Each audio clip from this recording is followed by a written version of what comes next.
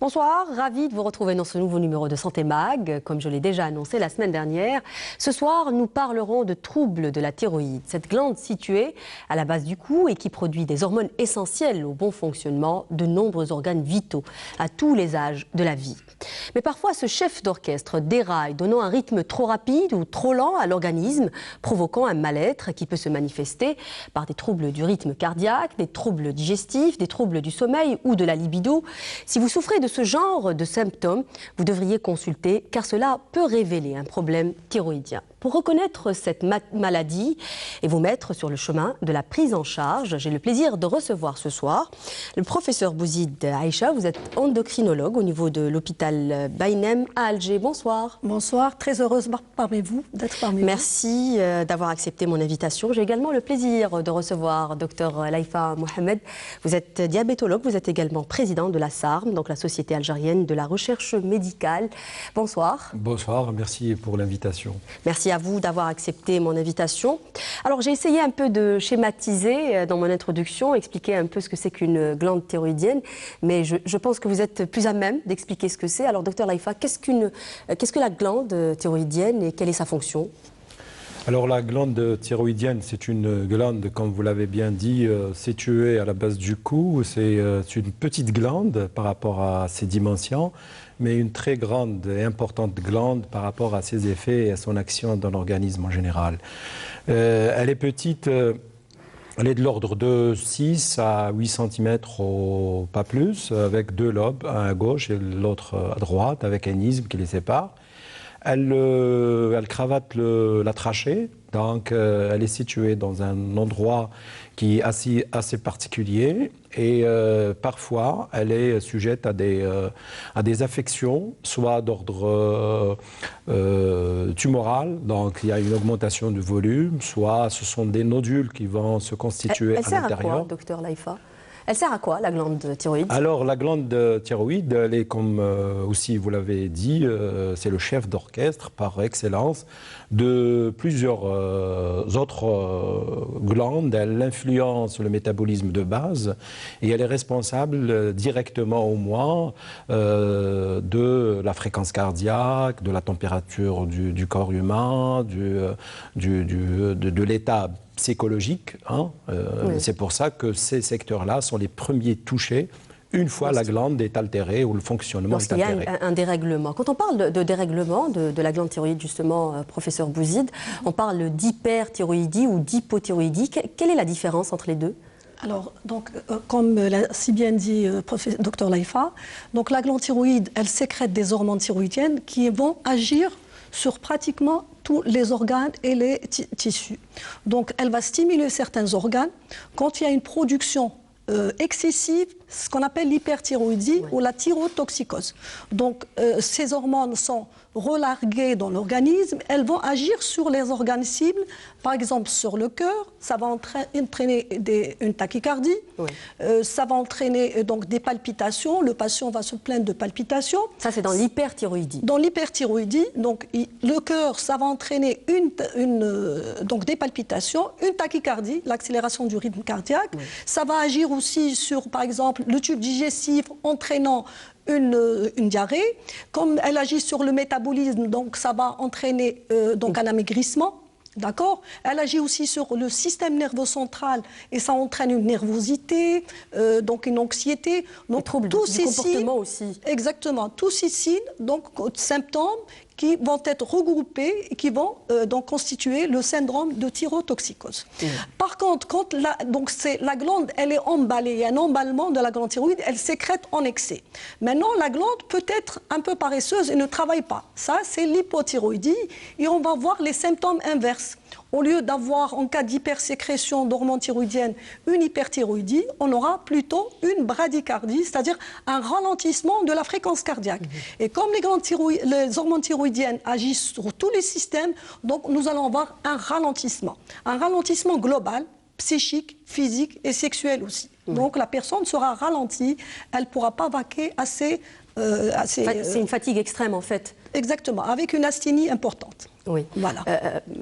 J'ai envie de dire, on voit plus d'hyperthyroïdie ou d'hypothyroïdie au cours des consultations Ça dépend, mais je dirais peut-être c'est rare l'hypothyroïdie, par exemple en été, par exemple, ça c'est en fonction des périodes.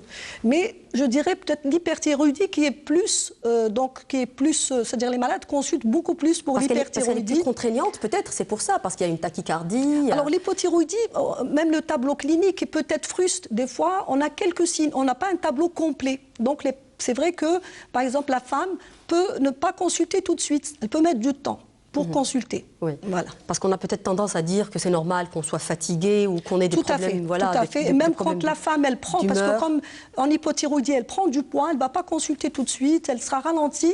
Et comme l'installation aussi de ces symptômes est progressive, c'est pas rapide. Oui, c'est une maladie qui met du temps à s'installer. Donc le malade, il traîne un peu pour consulter, effectivement. Oui. Et ça peut être même d'autres signes associés. Le malade peut consulter, parce que bon, les hormones thyroïdiennes aussi l'hypothyroïdie peut entraîner une anémie. Les malades peuvent consulter pour un problème d'anémie. Oui. D'autres symptômes qui sont les conséquences de... Oui, vous me tendez la perche, justement, puisque vous parlez de symptômes. Alors, quels sont les symptômes, justement, docteur Laifa, qui vont révéler un dérèglement de la glande thyroïdienne? Alors, les symptômes, comme elle l'a bien expliqué, professeur Bouzid, ce sont des symptômes. Le symptôme et son contraire, en fonction s'il s'agit de l'hypo ou de l'hyper. La difficulté, peut-être parce que ce ne sont pas des symptômes spécifiques. C'est pour ça qu'il faudrait insister là-dessus pour que les gens puissent se reconnaître et consulter. Mais il attire l'attention. C'est un symptôme qui n'existait pas auparavant, au moins, dans un premier temps, au moins. Et puis, s'il y avait un symptôme qui existait déjà, il y a l'apparition d'autres symptômes qui n'étaient pas connus, ou qui étaient méconnus jusque-là. Et en plus, il y a un profil de patient. Donc, effectivement, ces symptômes viennent avec le temps, parce que, vous savez, même dans l'hyperthyroïdie, on commence par une hyperthyroïdie et on finit par une hypothyroïdie. Oui.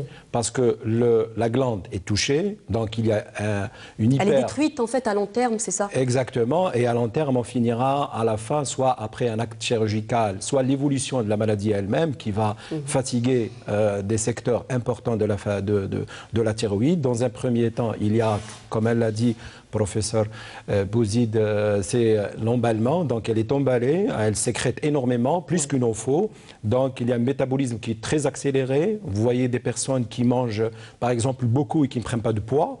C'est un symptôme qui peut attirer. Ce sont des personnes qui... Il y a des sensations aussi peut-être de température qui fluctuent. Absolument, parce que le métabolisme est accéléré, donc ça brûle. Ça fait pourquoi on perd du poids alors qu'on consomme beaucoup. Ça brûle énormément. Et puis il y a un trouble de l'humeur, une agitation parfois inexpliquée, une nervosité. Oui, absolument. On va voir tout ça justement dans un reportage. Je vais vous proposer de regarder un reportage qui revient sur cette maladie et sa prise en charge. Regardez, c'est un reportage signé Farid Abdelmeslim. Les troubles de la glande thyroïdienne constituent un problème de santé publique, car nombreux sont ceux qui souffrent de cette pathologie. Très bien, donc vos bilans sont corrects aujourd'hui. Donc les troubles qui peuvent se voir dans cette glande, donc à savoir donc le trouble le plus fréquent donc qui est le goitre simple, donc c'est-à-dire une augmentation du volume de cette glande, donc son hypofonctionnement donc qui est l'hypothyroïdie ou son hyperfonctionnement donc qui est l'hyperthyroïdie. Donc aussi dans cette glande donc peuvent se voir des inflammations ou donc le développement de nodules ou de cancers. Certains symptômes sont plus connus que d'autres. Fatigue, prise ou perte de poids, chute de cheveux sont des signes d'alerte. Mais il existe d'autres symptômes qui révèlent un dysfonctionnement de la glande. En fait, je me sentais vraiment fatigué. J'avais mes mains qui tremblaient beaucoup, mon cœur qui battait beaucoup. À l'effort ou là? À l'effort, oui, à l'effort. Surtout quand je monte des escaliers. J'avais même mes genoux qui faisaient mal quand je marche. Je me sentais mes yeux gonflés. Et je ne dormais pas la nuit, c'était vraiment terrible. J'étais voir un médecin, il m'a donné un bilan, je l'ai fait, il m'a dit que j'ai un problème de goitre. Dépister un trouble de la thyroïde se fait par palpation et par prise de sang. L'échographie est un examen essentiel qui permet de déterminer la taille et la présence ou pas de nodules, ainsi que la prise en charge appropriée. En matière de maladie de la thyroïde, on est appelé à faire cet examen qui est un examen indispensable pour le diagnostic de cette maladie, rechercher tous les signes échographiques qui portent en faveur de ce diagnostic, mais aussi on cherche aussi des lésions à l'intérieur de cette glande. Qu'est-ce que vous voulez dire par lésions, docteur? par lésion de stigmate de thyroïdite. C'est des signes en rapport avec l'inflammation de cette glande. Il peut s'agir d'une inflammation aiguë, c'est-à-dire qui vient de s'installer, comme il peut s'agir d'une inflammation chronique qui va durer dans le temps. Mais aussi, on cherche aussi des lésions. Qu'est-ce que ça veut dire des lésions? On cherche beaucoup plus les nodules thyroïdiens. Plus tôt dépisté son trouble thyroïdien, mieux c'est pour éviter les symptômes souvent gênants et rééquilibrer son organisme. Alors on a vu un peu les troubles de la thyroïde, notamment chez les adultes. On a parlé un peu des symptômes. J'ai envie aussi d'attirer l'attention peut-être sur la possibilité aussi de voir ça chez les tout petits. Dès la naissance, l'hypothyroïdie par exemple congénitale peut être acquise. Alors, quels sont les symptômes justement dans ce cas précis, professeur? L'hypothyroïdie donc peut toucher tous les âges. Donc, si on commence par la femme enceinte, déjà, la femme enceinte, donc elle peut avoir un problème. Par exemple, s'il y a une carence maternelle en iode, ça peut retentir déjà sur le fœtus. Donc, le nouveau-né, quand il naît en hypothyroïdie, c'est-à-dire il a une hypothyroïdie congénitale, il y a des signes qui peuvent donc, normalement, on ne devrait pas arriver aux symptômes, parce que normalement, il y a un dépistage qui se fait à la naissance systématiquement. Donc, il peut se faire pour un prélèvement, un simple prélèvement au bout du 3e jour de naissance. Mais il ne se fait pas. Chez nous, il ne se fait pas, mais ailleurs, il est obligatoire, il se fait. Donc, on ne passe pas à côté. Chez nous, bon, il n'est pas obligatoire, mais si le pédiatre remarque quelques signes qui peuvent attirer l'attention, par exemple, un ictère néonatal, hein, c'est ce qu'on appelle, enfin, c'est la jaunisse. On a tendance à dire que c'est physiologique, un ictère. Donc ça dépend. Quand il est tardif, quand il y a des symptômes, on peut avoir une hernie ombilicale chez le nouveau-né, des signes d'hypométabolisme. Donc tous ces signes devraient... Un enfant qui dort beaucoup, c'est ça? Exactement, qui ne pleure pas, hein, qui dort beaucoup, qui ne réclame pas la tétée. Donc tous ces signes devraient arrêter. Bien sûr, il faut attirer l'attention de la maman, que le bébé, quand il ne pleure pas, il ne faut pas qu'elle soit tranquille et se dise « je me repose ». Non, il faut qu'elle s'inquiète. On a tendance à dire que c'est un gentil bébé. Exactement, mais il ne faut pas... Donc là, il faut attirer l'attention. Ça peut être une hypothyroïdie. Donc un enfant qui pleure peu, qui ne réagit pas, là, il faut consulter. La maman doit le faire examiner. Mais de toute façon, l'examen néonatal se fait systématiquement par un pédiatre néonate. Donc déjà l'examen, il peut se rendre compte, il demande systématiquement le bilan. Donc ça, c'est l'hypothyroïdie de l'enfant. Aussi, on peut avoir un goitre à la naissance, qu'on peut voir même en échographie, en intra-utérin. Donc ça peut se... Maintenant, l'enfant plus grand. L'enfant plus grand peut présenter un goitre, peut présenter une hypothyroïdie. Les signes dont on a parlé... À partir de quel âge, professeur? Tous les âges, hein, ça touche tous les âges. Mais pour l'enfant... Comme les hormones thyroïdiennes agissent sur la croissance, donc nous allons avoir un retard de croissance. Donc l'enfant ne va pas grandir et on va avoir un retard de l'âge osseux. Si on fait une radio de l'âge osseux, on va s'apercevoir d'un retard de l'âge osseux. Donc un retard de croissance... Si vous permettez, professeur, peut-être pour attirer justement l'attention des gens, justement par rapport au nouveau-né, le risque aussi est d'avoir un retard cognitif. Quand on ne détecte pas cette hypothyroïdie à la naissance. Vous avez tout à fait raison, parce que les hormones thyroïdiennes, parce que c'est vrai que j'ai parlé des signes, alors le plus important, comme le système nerveux central se développe en intra-utérin et les 3 premières années de la vie, ce développement du système nerveux a absolument besoin d'hormones thyroïdiennes. Donc en cas de carence, que ce soit en iode ou ça va se traduire par la carence en hormones thyroïdiennes, ça va retentir sur le développement du système nerveux. Et entre autres, ça va entraîner un retard mental. Qui est irréversible si on ne traite pas. Donc le diagnostic précoce est très important pour traiter précocement.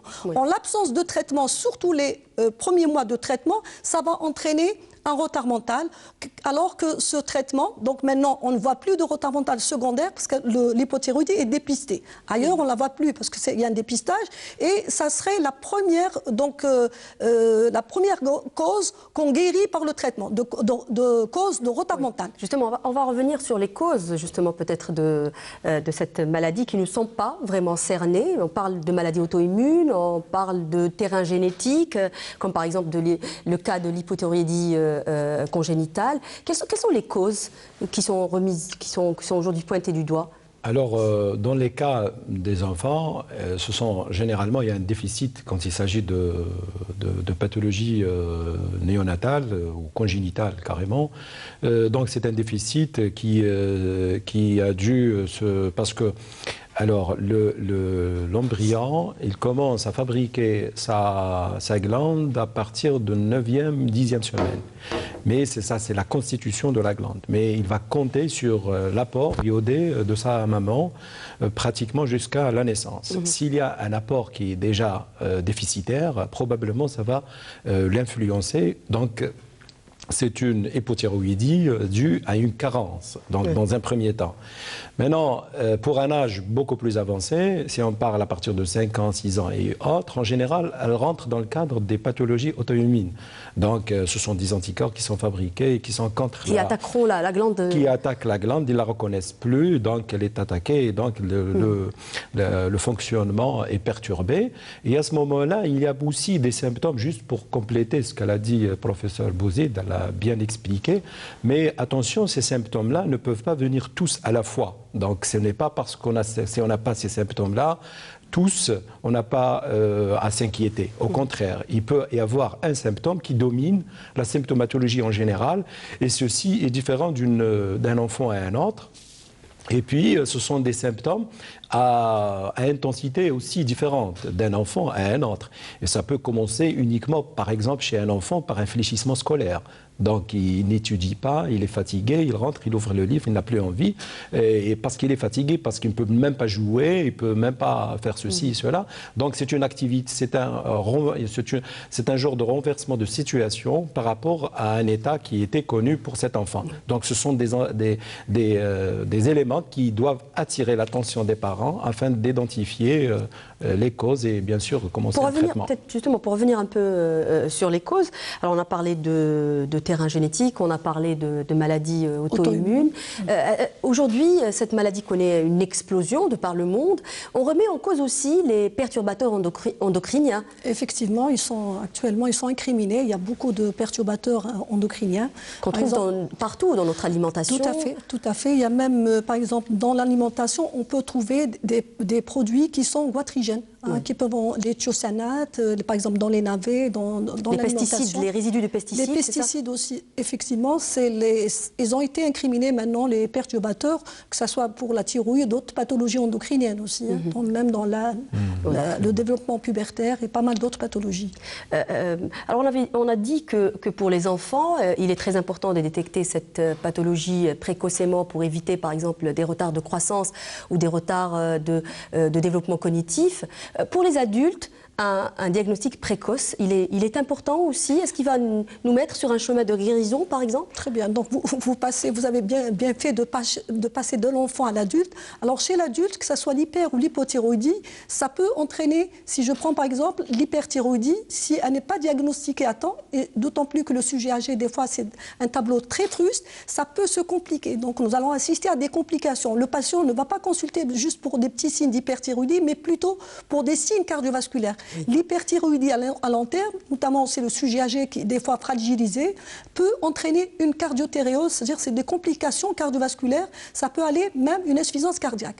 Donc on peut passer à côté des signes d'hyperthyroïdie, le malade va voir le cardiologue pour une décompensation cardiaque, une insuffisance cardiaque, donc dyspnée, des œdèmes des membres. Le cardiologue il va examiner, bien sûr, les cardiologues, ils connaissent maintenant la pathologie, ils connaissent très bien la pathologie thyroïdienne, quand ils trouvent des palpitations, ils demandent le bilan et une fois, donc il nous oriente le malade. Donc on peut avoir des complications cardiovasculaires sur le sujet âgé. Chez l'enfant, vous avez parlé, même l'adolescent, on peut avoir des troubles psychiques. Le patient va consulter pour un problème psychique, c'est le psychiatre. J'allais vous poser la question, j'allais vous dire, est-ce qu'on peut faire justement une dépression à cause d'un trouble de la thyroïde, puisque l'humeur, il y a des troubles de l'humeur, il y a des gens qui sont complètement déprimés, des gens qui pleurent pour un rien. Oui. Alors, généralement, il y a un terrain de prédisposition. La thyroïde agit, on avait dit tout à l'heure dès le départ, qu'elle agit sur les systèmes nerveux. Mais généralement, il y a un terrain de fragilité, de prédisposition, et ça peut entraîner, sur un terrain fragile comme ça peut entraîner effectivement des troubles psychiques allant de l'anxiété, de simple anxiété, jusqu'à la dépression, des crises maniaco-dépressives, donc vraiment des troubles. Ça peut aller jusqu'à malade peut consulter en psychiatrie. Oui. Et c'est le psychiatre, bien sûr, une fois qu'il examine le patient, et d'autres signes qui attirent l'attention, malade qui est nerveux, qui a des palpitations, quelques signes. Donc là, il suspecte le problème thyroïdien, et très fréquemment, ce malade ne sont orientés par le psychiatre. Il va vous l'envoyer. Tout à fait. Tout à fait. On est là pour le... Oui, alors on arrive un peu au traitement, docteur Laïfa. Les traitements, on va dire un peu, en gros, que la médecine est un peu en échec devant cette maladie, puisque les traitements ne sont pas curatifs. Ce sont des traitements de substitution, c'est ça, qui vont améliorer la qualité de vie, mais qui ne vont pas assurer une guérison. Alors, échec, je dois rester relatif, parce que, attention, là, c'est une exception par rapport aux autres glandes. Il n'y a pas une glande qu'on peut l'enlever et le changer par des comprimés seulement. Il n'y a pas une autre. Hein. Donc, les glandes, quand je dis en échec, ça veut dire qu'on ne guérit pas de cette maladie. Ah oui, ça c'est une évidence. Bon, on ne guérit pas, mais on a la substitution pratiquement totale. Hein. Donc, la glande thyroïde, elle fabrique des hormones thyroïdiennes qui sont T3 et T4. Ces hormones, on peut les substituer par des comprimés à des dosages adaptés, régulièrement révisés, en fonction de la réponse aux besoins, parce qu'elle est pratiquement, c'est un traitement individuel à chacun. Donc, on peut avoir le même âge et le même poids et avoir besoin du double de la dose. Hein. Donc, ce n'est pas un traitement qui doit être efficace pour tous. Mais en matière de rentabilité, en matière d'état physique, il y a pratiquement un rétablissement total par rapport aux symptômes et par rapport, ce n'est pas un équilibre qui est très fragile, par exemple. Dans le cas des autres, par exemple, vous voyez par exemple le diabète, l'insuline est une hormone et on peut substituer le diabète, mais on a toujours des fluctuations, on a des hypos, des hyper. Ce n'est pas le cas dans la thyroïde. C'est un traitement à vie, docteur Laïfa? C'est un traitement pratiquement à vie. Dans les deux cas, dans l'hyperthyroïdie et l'hypothyroïdie? Moi, je n'étais pas tout à fait d'accord en disant que c'est un échec. Ce n'est pas tout à fait. Oui. Parce que quand on dit un échec, c'est quand même ce patient, une fois traité, la qualité de vie est tout à fait normale, c'est comme un sujet normal. Il faut, bien sûr, pour assurer ça, il faut un diagnostic précoce et un traitement bien conduit. C'est vrai que la pathologie thyroïdienne, c'est une pathologie à vie. Donc, si c'est une hypothyroïdie, c'est très simple, il n'y a pas de boîte, il faut juste substituer. C'est-à-dire, le manque de traitement... On va être remplacé par voilà, on va le remplacer. Maintenant, si c'est l'hyperthyroïdie, d'abord, il faut voir l'étiologie. Alors, dans l'hyperthyroïdie, on n'a pas parlé des causes de l'hyperthyroïdie, c'est notamment, la plus fréquente étant la maladie de base d'eau. Donc, c'est une maladie auto-immune aussi. Auto-immune, tout à fait, qui va entraîner un goitre. Ça peut entraîner d'autres symptômes, les signes d'hyperthyroïdie, et ça peut entraîner des signes ophtalmologiques. Donc là aussi, le patient peut consulter pour une saillie du globe oculaire, ce qu'on appelle l'exophtalmie. De son orbite, c'est ça? Tout à fait. Donc la saillie de l'orbite, ce qu'on appelle l'exophtalmie, et ce patient peut consulter en ophtalmo. Donc il y a quelques signes d'hyperthyroïdie et c'est l'ophtalmo qui va. Alors dans ce cas, dans l'hyperthyroïdie, si c'est un goitre diffus, tout simple, et une jeune fille, c'est parce que le plus souvent c'est la femme. C'est 90%. La femme et la femme jeune. Oui. Donc si c'est une petite glande qui n'est pas très augmentée de volume, on peut traiter médicalement, généralement pour une première poussée, un traitement de 18 mois à 2 ans. Et le malade peut être rétabli, il peut rentrer en rémission. Et bien sûr, comme il y a un risque de récidive, je vous ai dit, c'est une maladie chronique à vie, donc le malade doit rester en contact de son médecin. Il ne doit pas dire, ça y est, je suis guéri, je ne fais pas mon contrôle. Régulier. Tout à fait. Oui. Tout à fait. Alors, il ne nous reste pas beaucoup de temps. Quand est-ce qu'on a recours à la chirurgie dans cette maladie, docteur Laïfa? Est-ce qu'on peut vivre normalement, parce que les gens posent souvent cette question, est-ce qu'on peut vivre normalement sans une glande thyroïdienne? Oui. Dans l'absolu, oui. Reste la chirurgie, ce sont des indications très précises, soit par rapport à une augmentation d'un volume d'un goitre qui aura un effet compressif sur les organes satellites, sur la trachée. On peut avoir une dysphonie, on peut avoir une dysphagie, c'est-à-dire difficulté à déglutir, difficulté à parler, des signes de compression. Et là, donc, c'est un volume en plus. Et là, bien sûr, on ne peut qu'enlever cette glande, ou bien on remarque ce qu'on appelle des nodules. Et on va classer ces nodules en fonction de la suspicion de l'installation d'un cancer. Mais ça n'a pas de rapport avec le dérèglement de la glande thyroïdienne. Ce sont des maladies différentes. Mais si. C'est-à-dire que c'est vrai, on peut avoir des nodules sans avoir une hypo ou une hyper. Absolument. Mais en général, vous posez la question par rapport à l'acte opératoire. Quand est-ce qu'il vient, l'acte opératoire?